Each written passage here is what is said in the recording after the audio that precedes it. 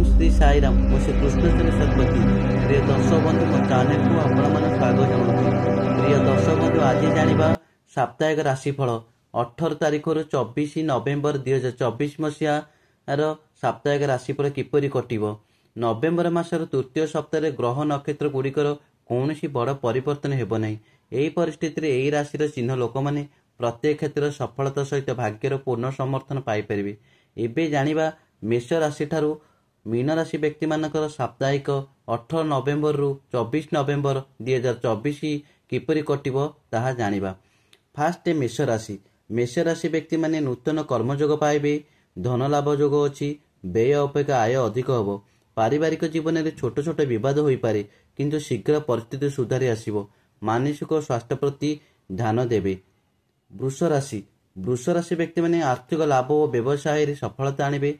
आपण कठिन परिश्रम जो कर्मक्षेत्र में उच्च कर्मचारी माने आपण प्रशंसा करेंगे। पारिवारिक जीवन में बहुत सुख परिस्थिति आसिबो। आपण शरीर और स्वास्थ्य पक्ष ध्यान देवे। मिथुन राशि व्यक्ति माने ए सप्ताह सकारात्मक भल परिवर्तन अनुभव करेंगे। आपण कर्मक्षेत्र नूतन सुजोग पाइपर। आपण दक्षता उच्च कोटीर हेबो। सप्ताहक मध्य आर्थिक दृष्टि भल हेबो और टंका रोजगार करेंगे। पारिवारिक सहित संपर्क भल रहिबो और आपण स्वास्थ्य भल रहिबो। कर्कट राशि यही सप्ताह आपण को कर्मक्षेत्र में चैलेंज सामना करने को पड़ो किंतु आपणकर आत्मविश्वास और साहस द्वारा समस्त समाधान हेबो। अर्थ दृष्टि टिके सतर्क रहिबे। देखि चाहिए टंका खर्च करंतु। पारिवारिक जीवन सुख रहिबो। आपण परिवार सहित आनंददायक समय अतिबाहित करिवे और आपण स्वास्थ्य भल रहिबो। सिंह राशि व्यक्ति माने ए सप्ताह आपण सफलता और आत्मसंतोष आणिबे। आपणकर कठिन परिश्रम जो आपण अग्रगति शुभफल पाइबे। आर्थिक स्थिति उन्नति हेबो। परिवार सहित किसी खुशी मुहूर्त बितेबाकू आपण सुजोग पाइबे। आपण स्वास्थ्य भल रहिबो। कन्या राशि व्यक्ति माने ए सप्ताह आपण निज कर्मक्षेत्र में बाधा आसीपारे। आपण को धैर्य और साहस देखाइबाकू पड़िबो किंतु आपणकर कठिन परिश्रम द्वारा सेगुड़िक दूर हेबो। आपणकर आर्थिक स्थिति स्थिर रहिबो। देखि चाहिए टंका खर्च करंतु और आपण स्वास्थ्य स्वाभाविक हम। तुला राशि व्यक्ति माने ए सप्ताह आपण नूतन संपर्क गढ़ी उठिबो। कर्मक्षेत्र में प्रशंसा और प्रतिष्ठा वृद्धि हेबो।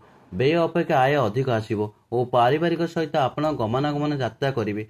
स्वास्थ्य भल रहिबो। बिछा राशि व्यक्ति माने ए सप्ताह आपणकर आत्मविश्वास वृद्धि पाइबो। कर्मक्षेत्र में तुमर प्रतिष्ठा वृद्धि पाइबो। आपणकर टंका अधिक खर्च हेबो। आपणक परिवार सहित संपर्क मधुरता हेबो और स्वास्थ्य स्वाभाविक रहिबो। धनु राशि व्यक्ति माने सप्ताह आपण कर्मक्षेत्र में प्रशंसा सुओ छुटिबो। आपण को नूतन दायित्व मिलिबो। व्यय अपेक्षा आय अधिक अच्छी और व्यवसाय लाभ हेबो। पारिवारिक जीवन में आनंद और सुख पाइबे और स्वास्थ्य भल रहिबो।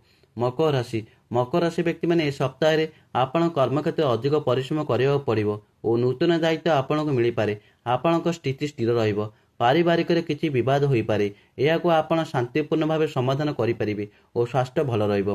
कुंभ राशि व्यक्ति माने ए सप्ताहटी आपणकर आनंद और सुखर समय। कर्मक्षेत्र प्रशंसा पाइबे। आर्थिक परिस्थिति और उन्नति घटिबो। व्यय अपेक्षा आय अधिक हेबो। परिवार रे सुख और आनंदर समय बिताइबे। स्वास्थ्य भल रहिबो और मानसिक शांति पाइबे।